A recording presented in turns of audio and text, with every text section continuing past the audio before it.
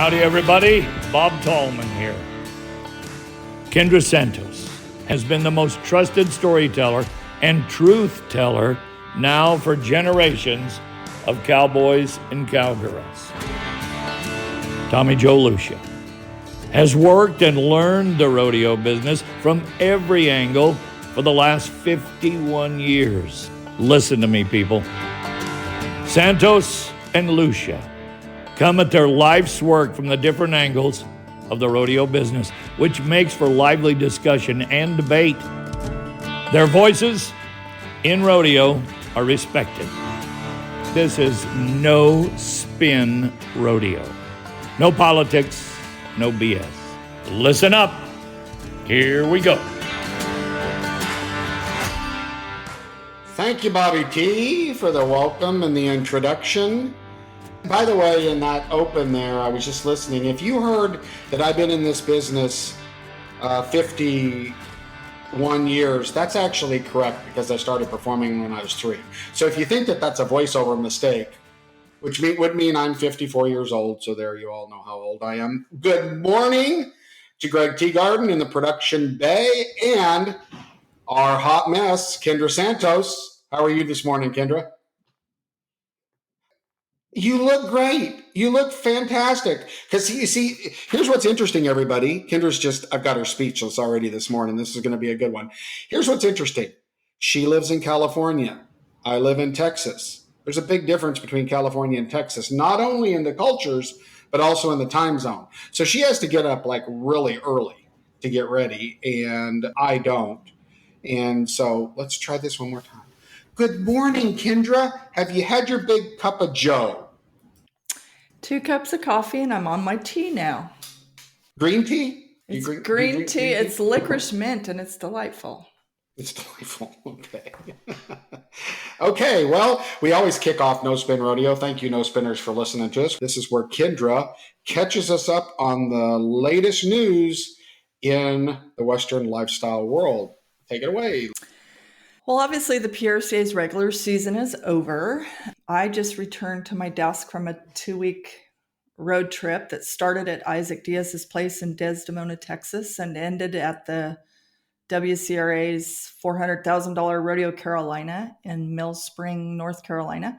I'll get back to Isaac in a minute, but I guess I would open here with the money at this event, and it might not count toward the world standings, but it counts in your bank account. And also cool to me is that in a lot of cases at this rodeo, the big money was won by underdogs, and they never would have been picked on paper, but they came through. And that is something that is cool to me about the WCRA. Like kids, you have to be 18 to get your PRCA or WCRA card now, but there are teenagers at these events. It's not only preparing them for bigger stages to come later, but some of them are rising to the occasion now. So it's pretty fun to watch, and you won't see it anywhere else where they collide like that. Well, yes, at the American, this happens also. So in the bareback riding, Mason Clements and Leighton Berry split the win, which was not a surprise. But Mason won $16,750. Leighton $13,250. That's not chump change. That's real money. So I will mention the other winners because some of them you've never heard of, and I hadn't either. But Marcus Terrio and Cole Curry, they just made their first NFR. They won $16,850 a man in the team roping. Tori Johnson, steer wrestler from Oklahoma, won the bulldogging. Stephanie Fryer won the barrel race. Trevor Hale won the tie down. Maylee Wade won the breakaway. Wyatt Rogers in the bull riding, and Clay Galliard ended up beating the favorite, Isaac Diaz, in the bronc riding. That a young breakaway roper I've never heard of won almost 26 grand. That's cool. So I'll say this. To me, I look at the WCRA as like, it's like bonus money. It's money that fell from the sky for rodeo contestants, and more money for rodeo contestants. That's what I'm all about. But in the 5 years that the WCRA has been around, they have paid cowboys and cowgirls $16,500,000. That's good news to me. I don't see a downside to that. Yeah, I don't either. But yeah, I think it's great, Kendra. I I the think it'd be interesting to know how much of the 16.5, and I think it's sizable, by the way, is added money and how much is recirculating money. Um, but listen, I think that anybody in that wants to come into rodeo and put on professional events that makes the rodeo property look good, excuse me, that makes a rodeo property look good and pays great money that allows people to continue to go. Does it at a beautiful facilities. I saw some of the stuff of that facility looked gorgeous, a unique place to play. Hats off to all the folks at the WCRA, good staff over there, good event. Now, I heard some grumblings about, and I have zero proof of any of this, but that potentially, Isaac was riding for $1 million. You win 3 in a row. In case some of our viewers don't know, if you win 3 titles at 3 of their events in a row, you win $1 million. It's the Triple Crown, a concept, by the way, that was discussed between Days of 47, Calgary, a lot of different people in the past that the WCRA grabbed a hold of and is doing. Now, I did hear, Kendra, that there was some grumblings. I don't know if there were some rule changes on Isaac actually winning $1 million if he won the event or having to share it. Any grumblings I don't know where that originated, but that's not good. I mean, I don't know if any rules were adjusted or anything. I don't know that. But the way I understood it, if he won $1 million. Is that the case? So the rules were not changed. The Triple Crown of Rodeo, which is sponsored by the Lazy Arena in Guthrie, Oklahoma, win three consecutive majors, WCRA majors, and $1 million is on the line, the Triple Crown of Rodeo. It has said all along, because I've written about it a number of times, to any athlete or athletes, there's always an S in parentheses on athletes to win 3 straight. I think the confusion perhaps came when the last couple of years it fell into a calendar year. That made it easier to understand. And the last couple of years it ended in Fort Worth at Cowtown Christmas in December. This year this run for the Triple Crown finishes up at the Lazy E Arena the first week of January. I think that maybe led to some confusion, but the athletes knew. Isaac was well aware. And so going into Sunday's Triple Crown of Rodeo round, there were 4 ways it could have potentially been split. If Mason Clements wins the bareback riding at Rodeo Carolina, he has 2 in a row. Guess what? He tied with Leighton Berry. So now the way it's written, nothing was changed. It's not 1 in a row. It's not for Leighton. It's not 2 in a row for Mason. You have to win it outright to count. So we go back to ground zero on the bareback riding. Okay. The other, Kelsey Domer in the breakaway had a chance to make it 2 in a row. Shad Mayfield in the tie down had a chance to make it 2 in a row. And the Riley Kittle and Jace Helton in the team roping. So there were so many ways if Isaac wins that he would have had to wait until January to see how many ways it would get split, if at all. But the way it played out, someone I don't know, Clay Galliard, he was 86 points, Isaac was 81. To me, the outcome was legit. When Isaac's feet hit the ground, he knew it.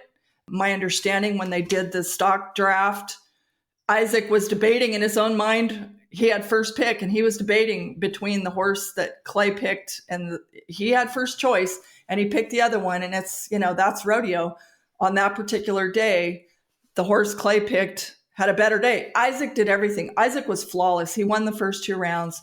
I mean, he was on point. And I've always respected and really liked Isaac Diaz. What's not to like? He's a great guy. He's a family man. He's a great friend to people. You're never going to hear him brag. It was like so easy to cheer for this guy. And after going before this event to his home with his NFR barrel racer wife, Brittany, who's a barrel horse trainer, their 2 little kids are adorable. Hey, RC Landingham proved last December this actually happens. RC Landingham is home hurt again. He's just had another surgery again. But guess what? Because of this Triple Crown of Rodeo, he has a new place that's his own. and a lot less stress than he had a year ago. But the way, it's easy to be a gracious winner. When it was over, there was Isaac, with his little girl and his little boy, Whitley and Reese, holding them, and he was so gracious in defeat. And so I'm a Isaac Diaz fan for life, and the whole concept, the whole way it all played out, there was a tick of drama with Shad Mayfield. When we're talking about rules, he was not aware. I wasn't previously either, but Saturday night he curled a tail on his calf and it came off, and he was masterful. He finished the run beautifully executed, like would come in so handy if, say, he's winning the NFR average in the 9th round and he curls a tail. Like the way he recovered was awesome. But come to find out, a bell collar catch only in the calf roping, not catch as catch can, like as is in the case in the PRCA. So, there's other things that are different. 5-second barriers in the WCRA, calves only have to stay tied 3 seconds.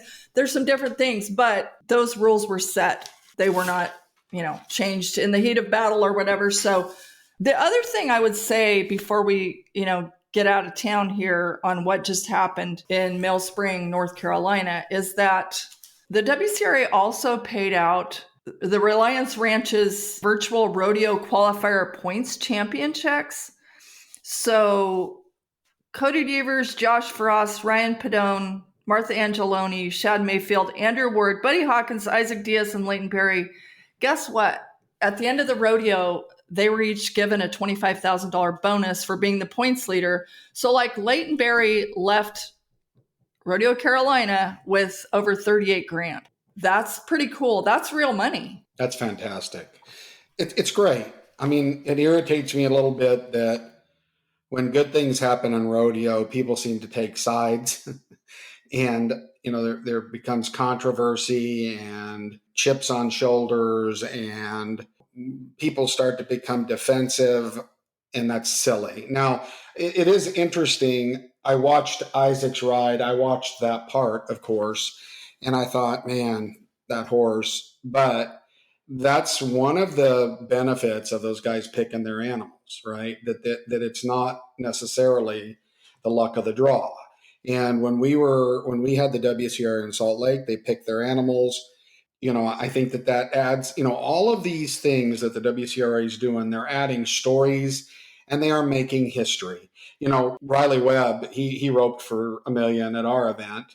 And again, now they've had 2 really gracious, I think, people that didn't, I can't imagine the pressure, nor there's got to be some kind of a sick feeling of, man, and both of them were fantastically gracious. I think it's fantastic. It is good for rodeo. I would love to see more of these high profile events start to continue to have conversations so that this doesn't turn into golf where you've got to live in a PGA tour. I continue to promote that we should all continue to have conversation to work together. But no doubt, hats off to that event, hats off to the money, Gary McKinney, all those people that are, all of the WCRA staff that are making checkbooks more full in rodeo with good, clean, produced competition. So hats off, congratulations to those guys and all the winners. Absolutely, Kendra. Now we typically talk about our no spinners. I'm kind of disappointed, I have to be honest, Kendra, because I hope that our no spinners out there, those are the people that listen to this podcast a lot. We have a feedback line where you can text and we don't know who you are. That number is 817-668-2395. And I kind of challenge them to send us a text on who they thought was the GOAT of rodeo in from what they can remember. Who do they think is the best in this game? And we did get one back that reinforced Cody Ohl and Fred Whitfield and also brought up Adriano Marias as kind of changing the landscape in bull riding, which I would agree with. Adriano won, and this no spinner mentioned it. He won even in a transition of generations, right? He won, but you can look back at all of there's a lot of greats out there, And I guess if I was going to challenge the no spinners, then I'm going to have to pick. Now, listen, this is opinion. This is my narrative, Kendra, because it's probably going to irritate you.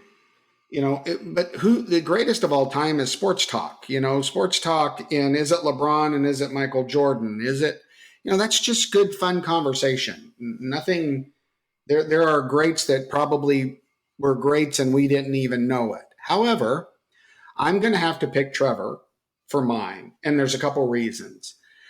Way to go out on a limb. Well, okay. But let me, taking away his credits, which you can't do, all of the great things he did in the sport, his character is impressive to me. Now, Adriano's character is impressive to me. But, he just, the level of preparing and determination and skill, okay, you're right. So it's easy to pick Trevor, but I really would, and it would probably be for more reasons than Buckles. That's my point. And same thing with Michael Jordan. I think Michael Jordan, to me, his character feels more likened to what I would like than LeBron. That's all I got to say. Do you have a GOAT? Well, I've always said that I feel like it's really difficult to compare generations. It's like, okay, just take the calf roping. That's always debated. But it's like, how do you compare what Dean Oliver did on the monster calves they used to run over monster score lines when they stepped off the left and legged them because they were beasts? How do you compare that to Fred Whitfield, Joe Beaver, Cody Ohl, Trevor Brazile? Like, how do you compare trying to be 6 in the Thomas and Mack? It's really difficult to compare. Now, when you look at the full package, obviously no one's ever going to argue with you about, Trevor Brazile. 26 gold buckles, but he's also like the man, the husband, the dad, the friend. Like, find a fault in Trevor Brazile. Go ahead, try, because occasionally he can be He's been really mean to me before. Yeah, he has been mean to me. It was probably warranted. It was if Trevor said something. So Trevor hurt my feelings a couple of times, Kendra. With the truth. When the truth hurts, it's on you. Here we go. Moving on. I don't even recall. Okay. But it's hard to hurt my feelings, and Trevor did intimidate me a couple times. Something to think about is in football, for instance, Kendra, they had the stats are still in for who won the Super Bowls, but the way they played football back then was different than the way they play football now. And it's that way in all the sports, but you still have to keep records, and you still have to that's the beauty of this, right? Is that we have the ability to figure out who we think's the best. And I think it's really what generation we're in our prime, right? We're in on our prime. We're the most engaged. Greg, what do you think? Do you pick sports heroes as GOATs that were before you were really engaged in sports? Or are you more likely to do it now? For me, it's more of when I grew up and got interested in the sport. That would be my GOAT. It's really hard for me now to say somebody currently that would be a GOAT in any sport. When it comes to rodeo, I think the interesting part is the fact that there's so many different events. So, you could say Adriano is the best bull rider, but that's only for bull riding. You can have Trevor Brazile for the roping. So I really feel that to pick one person for a rodeo is kind of hard because there's just so much diversity. I think it's impossible. Yeah, and it's just like Ty Murray owned his era. That's a different end of the arena. When you talk about bull riders, it's like, who's the greatest? Is it Donnie Gay because he has the most gold buckles? Is it JB Mooney because he won $7.5 million, the most money? Is it Jim Sharp going, Adriano Moraes going 10 for 10? Who was the last one? Norman Curry, 10 for 10 at the NFR, Jim Sharp being the only criticism ever heard of Jim Sharp was that he made it look too easy and, decreased the bowl score sometimes by doing that. How do you compare, or are you going to look at the big picture and go, okay, what about them outside of the arena, Yeah, I agree. Are they worthy heroes to our next generations? Is that part of the conversation? I don't know. Yeah, that's a good point. And, you look at Stetson, and he's exciting. He just is. Everybody knows it. He's fun. Watch out. I mean, he's just fun. But yeah, all good points. And I think what I come to is that everybody has their own kind of goat in their mind in all sports. And there's different factors. No doubt rodeo is harder. So there we go. Now we're on to point of view, which is where we bring up conversations that Kendra and I kind of go over, and we'd like to keep it pertinent. We've got a lot of great point of views to talk about in the future, but some of those can happen when, that maybe they're not quite as timely. And the most timely thing in our world right now, for all of you that maybe aren't as engaged in rodeo, is that the Super Bowl of rodeo, the NFR, happens in Las Vegas, Nevada in December. And it's where you win all the money. Okay. It's the Super Bowl too. It's where you win the buckle. It's a fantastic, amazing event. No doubt about it. However, the September 30th or the end of September is they use money, right? Total winnings to decide who, from the athlete's perspective, gets to get into the NFR. And so, in theory, the top 15 highest money earners are qualified to go try to win a lot of money at the NFR and a gold buckle. So it's a very dominant storyline. It's got to be dominant in in every decision-making thing that they do. And it seems like, so that the topic of point of view is the crap that happens after the 30th. And what I mean by that is there's always some drama. Okay, and it's usually in three major areas. And the first one that I want to bring up, and then we'll talk to Kendra about it, is, the top 15. And it seems like in the past, was it last year that they had, was it 16 bull riders that got to compete at the NFR? Is that right? Can you guys fact check me on that? Yes, that's correct. Right? Yeah. Mm-hmm. Wow. To me, that's a big wow. And currently there's discussions, and what we do here is I'm going to tell you the facts that I found from my sources.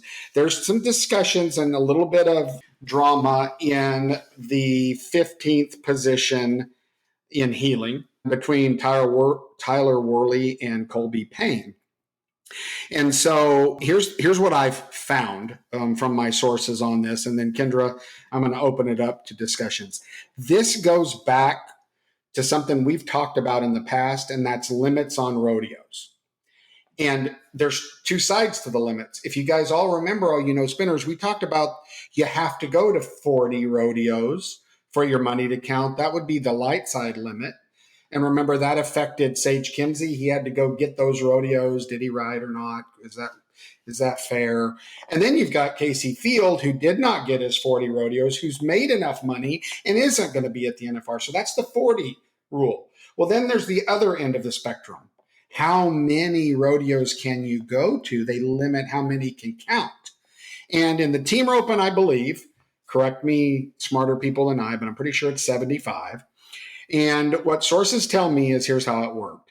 The PRCA athletes have an app. They have a portal where they can go in and look at their current rodeos and winnings and whatever's on there. I don't know. You guys all know I'm not talented enough to compete. However, the information that I have on this is that, Colby believed he was at 74 rodeos before the Governor's Cup, and he's only allowed 75. On his portal, the rodeo count total, the way I understood it, said 74. But it also has a disclaimer that says this is not audited. Above that, evidently, is the list of rodeos. Okay, how many rodeos? Because I guess they put them on there when you count them. You decide in advance. No spinners, you pick the rodeos before you compete that you want to count to the NFR. And so had he counted the rodeos, There were 75 listed, I think. This is what I'm being told. And from very credible sources. The count said 74. And so he wins 12, 13,000. I don't know the exact numbers at the Governor's Cup, which would have put him in and knocked out Tyler. So the facts are the facts. It's documented what rodeos he picked, and evidently he had picked 75 before that. And so, but, one of the things that I kind of ask my sources is, well, if this, how does this work? And so for all of you out there that don't know, so Colby they do an audit period after where they audit all the numbers and make sure everything's correct. Then there's an opportunity for athletes to present a grievance. That grievance goes to Steve Knowles first. If it's not resolved, it gets appealed. It goes to Tom Glaus. If it's not resolved, it gets appealed and it goes to an independent board of PRCA members that decide, and that's as far as it goes. That would be like the Supreme Court. So Colby can appeal this. He can appeal this to Steve Knowles. He can appeal this to Tom Glaus and then to the board, and then it will be decided. And so those are the facts. I'll give you my opinion on this after I hear your thoughts on it, on, Colby Payne and Tyler, who's the number 15 healer into the NFR. Any thoughts, Kendra? Well, for one, we've been down this road before in the last few decades. And I think the bottom line takeaway for me is that the PRCA, back in the day, they used to print in the Pro Rodeo Sports News with the world standings in parentheses how many rodeos you've been to. What we learned from people like Chad Masters over time is that there can be mistakes there. So I told my sons a long time ago is, bottom of it, you have to take care of your own business, and you cannot expect the PRCA to keep track of the money you've won, the rodeos you've counted, because this can all come up for audit later. You have to keep track of your own business meticulously. And here's part of, I think, what my understanding has happened here. For one thing, Clay Smith, multiple-time world champion, who's been roping with Colby this year, they did not start the season off together. Clay Smith is not going to miss the number on his rodeo count, but because they didn't rope, if they'd roped together from Odessa through Sioux Falls, I don't think this would have happened. I don't know Colby Payne. I'm sure he's a very smart individual, and this has happened to a lot of people over time. Okay, we have precedents for discrepancies like this. I did visit Tyler Worley's father-in-law is a dear friend of mine. He's a world champion and Hall of Famer, Bobby Hurley. I do know that Tyler has been, he got the email. Congratulations on qualifying. He has ordered his NFR jacket. He has ordered his NFR ring. I do not see any way Tyler Worley gets the boot here. I don't get it. I will say also, casual fans who see Colby Payne in the world standings at 17th, they have no way of knowing that this guy from 17th could potentially move up here. I also understand that, there are recordings of, Clay Smith being told, Colby's rodeo count that he still had Sioux Falls. There's all these things, but it's like, in the end, is it fair to expect a person who, to be blunt, might be a minimum wage 19-year-old? They look up, they see what they see, and they say, yeah, this is what it says. I'm not here to pick sides, but every cowboy has to have a book that has every penny, every rodeo, every turnout, every trade, everything. That's part of taking care of rodeo cowboy business. So how this is going to go, I don't know. I will also say that, I have not heard one single person say anything about 16th place, 16 teams. I mean, floodgate can of worms. That's not going to happen. I don't think that's going to happen, but let's not, we said that when, it's happened before in the steer wrestling, the saddle bronc riding, and the bull riding. Everybody said that's not going to happen. It happened. I'm not saying that's going to happen here, but I'm saying it's happened before. And if it were to happen, there are some odd men out here, which I think is interesting if you're a hardcore team roping fan. Like Nelson Wyatt, who's now roped with 8 or 10 people this year, he is set to rope with Jonathan Torres. These are the odd men out that would be paired off if it stands as final. So Clay Smith would rope with Tyler Worley. Jake Clay would rope with Peyton Bray.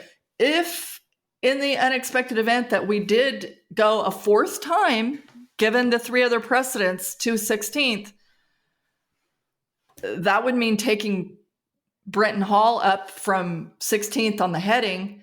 And then all these guys would go back and rope with the guy that they roped with most of this year. I mean, it would change everything. So like, this is, It's not going to happen. Okay. It's not going to happen.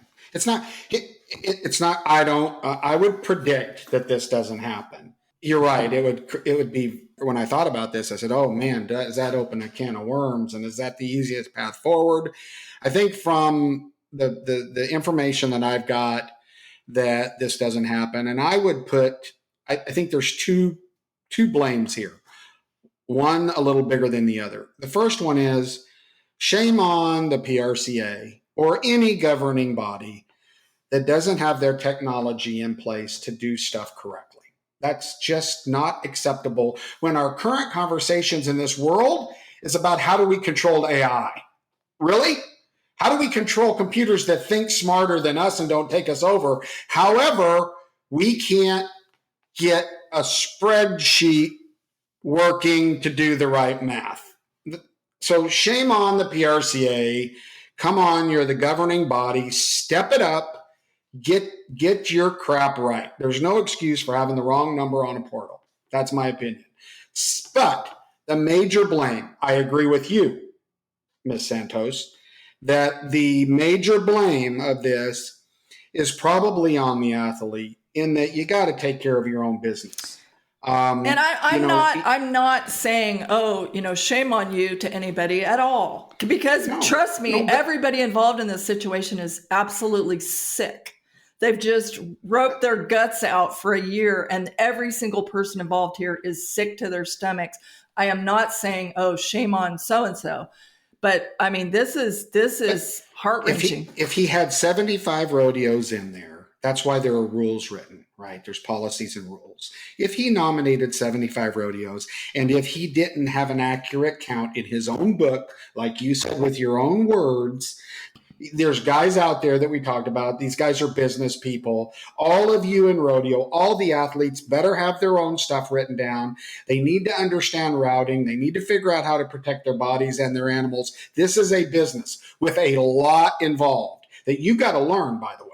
Cody will tell you, this is stuff that you can't teach. It takes going down the road to make sure. I guarantee you, if this is the case, that rodeo count will be posted on his dashboard of his truck written in the future, because you wouldn't make that mistake again if that was a mistake. My point is, it is up to him to make sure he has the information. And by the way, if he's correct and they audit this, he wins, right? If the rodeo count's wrong, like there's not really any gray here. There's either amount of rodeos that were in or out, and he should have known that. Well, that's all I'm saying. Okay. And what people should understand is when you enter a rodeo, you enter it as either official or unofficial. And a lot of people go to a number of rodeos because you can win money and make the money, put the deposit in your bank account, and still call it unofficial. So you make one, it's an easy way to stub your toe.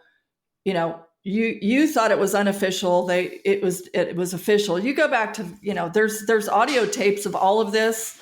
And I promise you that people are working night and day to go back to the, 1, 2, 3, 4, all the way to 75. Like they will get to the bottom of it, but no matter whose family dinner table you're sitting at right now, this is tough stuff. It's tough stuff. I agree. It's not good for anybody. And I'm sure if I were good enough to be a cowboy and I said unofficial and then won, somewhere in my psyche, I might believe that I said it was official, right?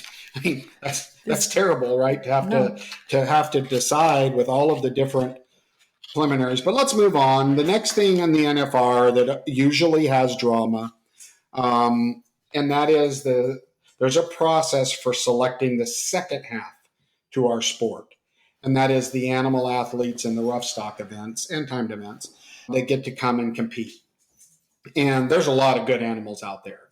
The way, how does that work? Who picks the animals? Well, the contractors now, kind of new, they have to provide 3 videos and submit for their animals to be selected. Now, there's some contractors that produce their own videos, like spend the money to make sure it's really, really good. And there's other stock contractors that are old school that do it on their phone or forget the last trip and run out there and record the last trip on their animal, but they got to send in 3 videos.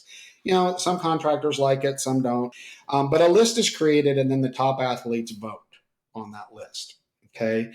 However, I don't know that a lot of people know this, but there is a committee that I shall not name because I don't know who it is, but there's a committee that actually has the final approval on that list. They look over it. They take the Cowboys' votes into account, and they look over it. And that committee has to approve the list before it's sent out of the livestock that gets to come. And this is my monologue on this. The athletes voting for it, is that good or bad? The athletes are probably going to vote for the most rideable animals. Okay. And I think that changes depending on how good you are and how able you are to ride. And I see Kendra's wheels rolling. So she's going to pounce me like a cat on a mouse. What I hear is that a lot of so there's eliminators in bull riding and in horses. And these are the animals that are really, really hard to ride and hard to look good on if you're a cowboy. Because if you take a risk and spur to the front and you do all the things, that animal might throw you off. Okay. He's an eliminator. For a bareback rider, he's heavy. And so what I hear is that the bareback riders selected in their selections left a lot of those eliminators at home. Basically, the quote unquote eliminator pin isn't quite as tough as it's been in the past. So I asked myself, is that good? Well, I think it's good for the athletes' bodies, but here's my opinion on this. Eliminators at the NFR. And this is a whole other point of view, so I don't want to go too far on this, Kendra, but I am interested in your opinion. I've been in this for 50-something years. If you put the top 6 bareback riders on the top great rideable bareback horses, I cannot tell who won. They all rake them good. The animals kick over their head and buck. I can't tell, and I've been around this a long time. And if I can't tell, the fans in the stands really can't tell, right? Who won? And so I think if you're giving a gold buckle, there's merit to think about the fact that you should probably have a pen of horses that separate the men from the toddlers. Okay? Now, the only thing I'll throw in there, and then I'm interested to hear your point on this, is that I think it's terrible, specifically in the bareback riding, to put the eliminator pin in an early round. There's 10 rounds at the NFR. Well, jerking a guy's arm out of socket in the 3rd or 4th or 5th round that's going to affect his competition for the rest of the deal is not good. It's not good for the fans. It's not good for the athlete. So then I say, well, Tommy Joe, what would you do? Well, what if you put all the eliminators in the 10th round? The 10th round is the one.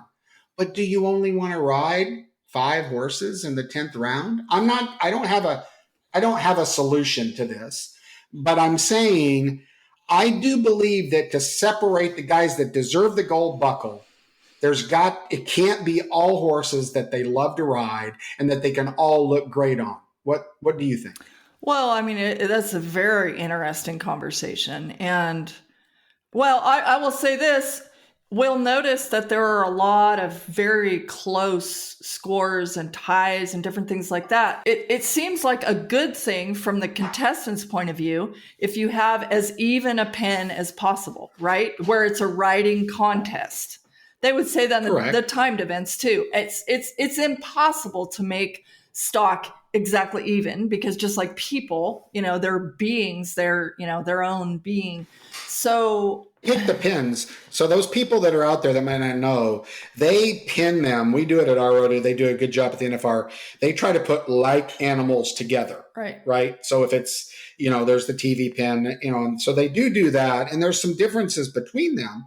But I'm asking you, would you rather see, what's your favorite, a pin of eliminators or not at the NFR? Well, I mean, of course, the eliminators are the funnest to me for the fans. That's the funnest to watch. Okay. So the thing is, are we going to car kill them, as Ty Murray used to say, in the early going? Are we going to car kill them at the end?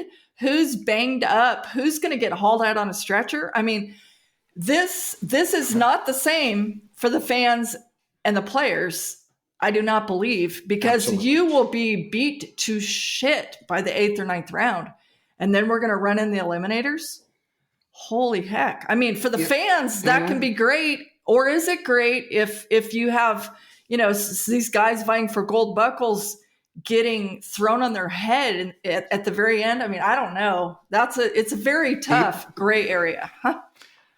I agree with that. The flip side of that, and I'm not advocating either side, because if I had a solid point on this and I had good solid facts to back my opinion on this, I would say them. But I also don't agree with lukewarm milk all the way through and figuring out who gets a buckle. Okay, in any of the disciplines, you've got to separate. You got to separate the men from the toddlers. Okay, and you got to earn your stripes in this game. And I guarantee you, what Stetson can ride is a lot different than what everybody else can ride. And if you don't give him the opportunity to prove that, you're not going to give the buckle to the right guy. That's all I'm saying. Okay. And I don't know the answer. So event directors, or are you saying that's not the case? Event directors don't still pick the stock for the NFR? No, I'll probably be corrected. But remember who the event director's constituency is. They get elected by the riders, right? So here's the deal. There's politics in this. Like there's a lot of politics in this. Like there's politics in everything. And I don't knock that. There's politics in the world, and it's part of the game. So either play it or don't play it, but don't whine if you don't play it. Okay, so this takes me to it. I feel it's probably similar. You're not going to get agreement among the 15 contestants in any event about which bucking horses and bulls to bring. Am I wrong? I think I'm right, because to your point, I'm pretty sure Stetson Wright is not going to deny any eliminators. Maybe I'm wrong. I haven't asked him this question, but my guess is, like Ty Murray used to say, they could have run Godzilla in here. I don't care. It gets interesting, right? Is the majority going to get their way? Maybe they don't want, bulls and bucking horses in there that they can't ride. I mean, I don't blame them for that if that's the case. But you start outnumbering the titans at the very top, don't you? Yeah, you do. And I embrace free enterprise and democracy. I do in this situation. I'm just saying that not always what's, like you said it very accurately, not always what's best for the athletes is best for the sport or the fans, right? So somewhere in between, we've always said that is probably good. I mean, like I have a question. There's a bucking horse, Sioux City Sioux. It's a Mobetta horse that won 2 rounds last year, and I noticed isn't in the NFR this year. So I did some checking to see if that horse is kind of not performing. Well, if the horse won 2 rounds in the NFR and it still is as good as it was, why isn't it in there? I don't know. So there's all this stuff going on, and it's a combination of politics and democracy and who you know. And I'm just saying that's part of the game, and the NFR will be great.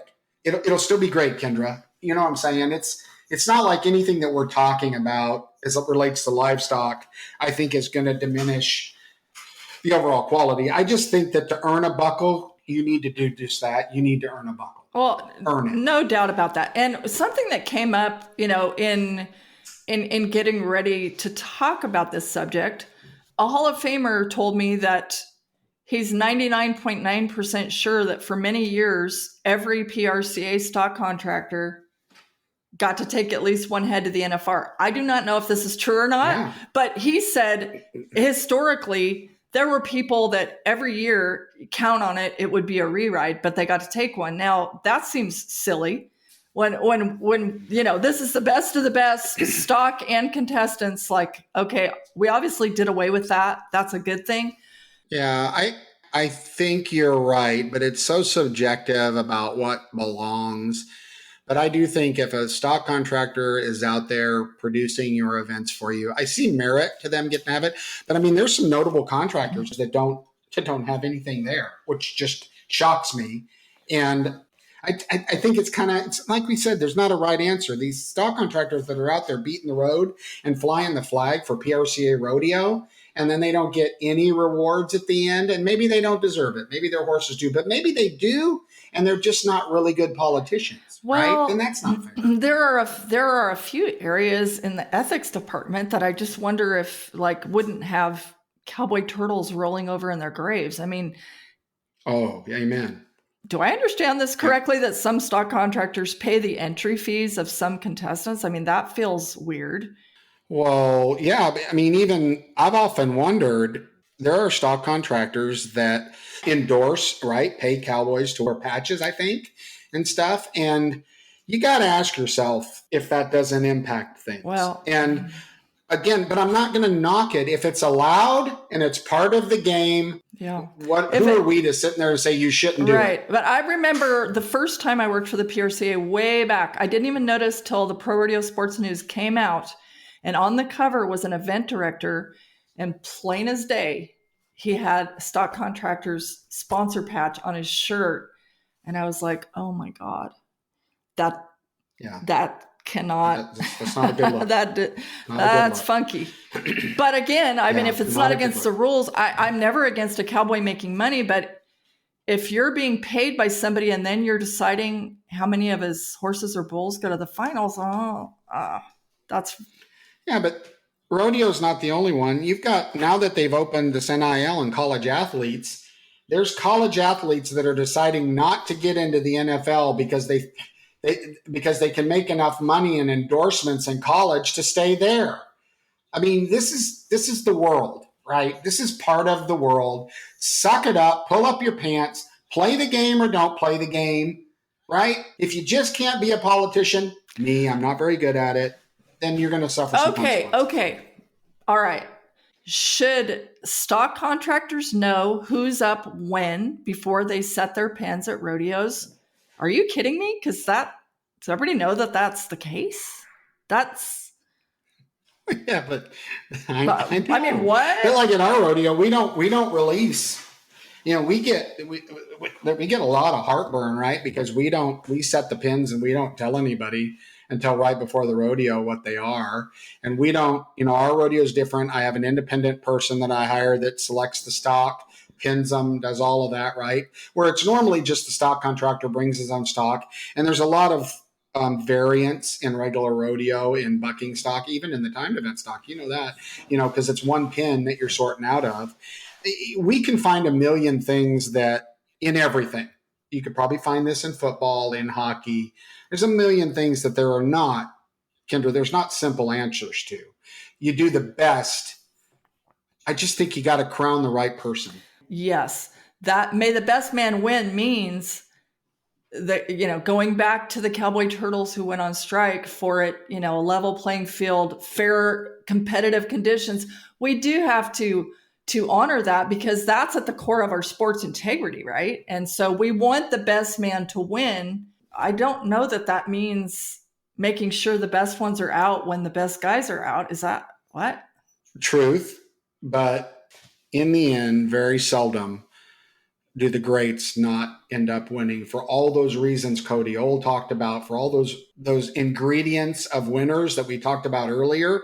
That's the reason those non-documented ingredients of winners create the GOATs of today.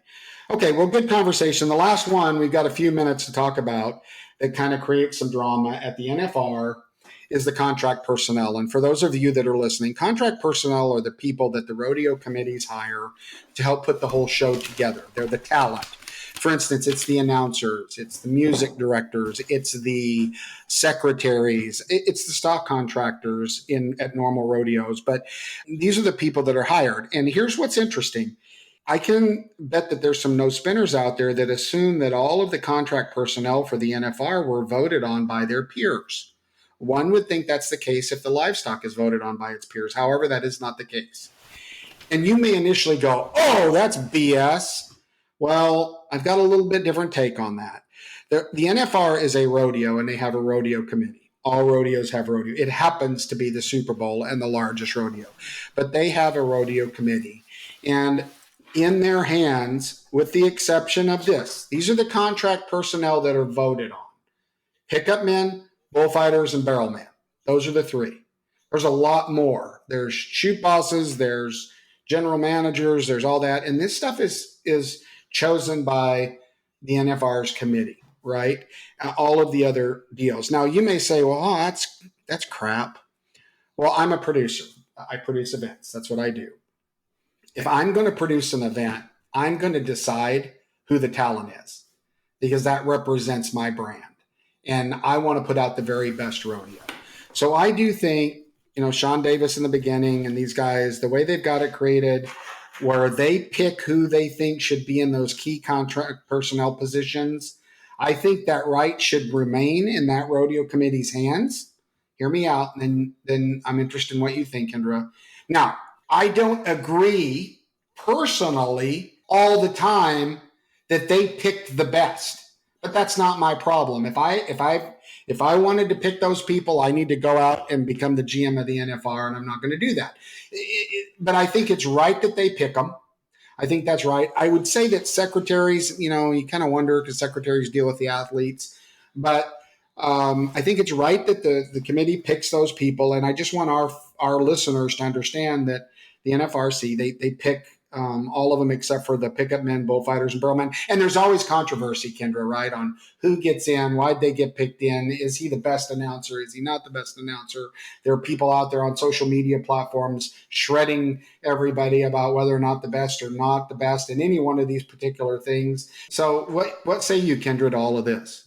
Okay, so what I will say, you asked for my opinion, it's, of course, the bull riders and the bucking horse riders should pick the bullfighters and the pickup men. That is their safety. This is their living. That's absolutely the way it should be. As far as like contract, I know how political the announcers situation is really tough. There were, Bob Tallman and Boyd Polhamus had a stranglehold on that rodeo forever. I know the rodeo rumor mill was like, oh, you can't, keep Tallman on script or whatever. I mean, we won't even go into all that because some people think it's the worst thing that ever happened that they removed him, and everybody has their different opinions, whatever. So, but as far as I do think it's fair as far as who's gonna run the timed event shoots, who's gonna be the shoot boss.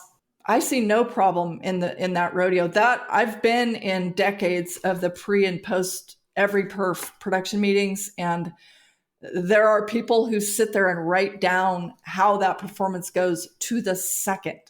So the well-oiled machine that is the NFR, it is our Super Bowl for a reason. No detail is left unthought of and discussed, planned. I won't get into the politics of, picking announcers or whatever.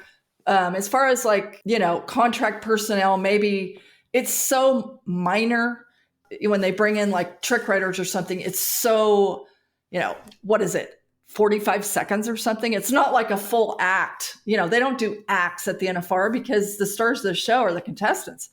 So to me, I don't see why when it comes to contract acts that you would have the same ones every year. And I don't think they do that. I think they mix that up, don't they? I think they do within reason. I mean, Sean Davis created an amazing, he's the mastermind of their schedules and everything.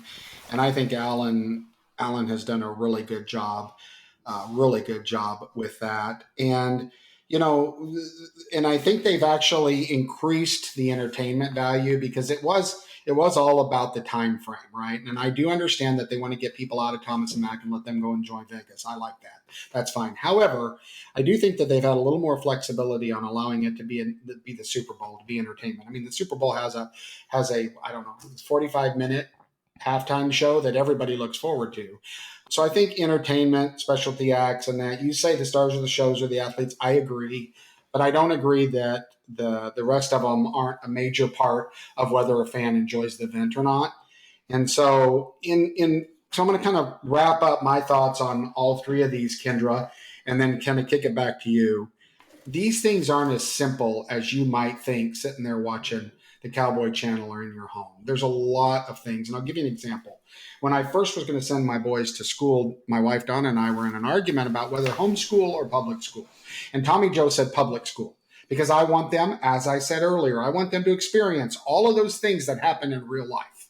I want them to figure out how to handle the bully. And by the way, the teacher that didn't like them, that's part of life. Same. So we agreed to do this. But what I did was I got on the school board. I'm going to try to make this quick. I got on the school board because I wanted to know what was going on and have an impact. Well, what I found out once I got on there is those school board members in that school, at my particular school, they were trying to do a great job. There's a lot of things that you just can't do, right, to make the school better, right? There's all policies and there's rules, who gets to govern, and really the school board's only really thing that they can do is approve a budget and select a superintendent. My point on this is that you don't know the right answer till you get involved. And if you don't like something that's going on in our sport, you need to get involved. If you don't like what you're doing, go out there and apply for the school board. Get involved in the PRCA. Get involved in local politics because you have no right to bitch if you're not willing to act.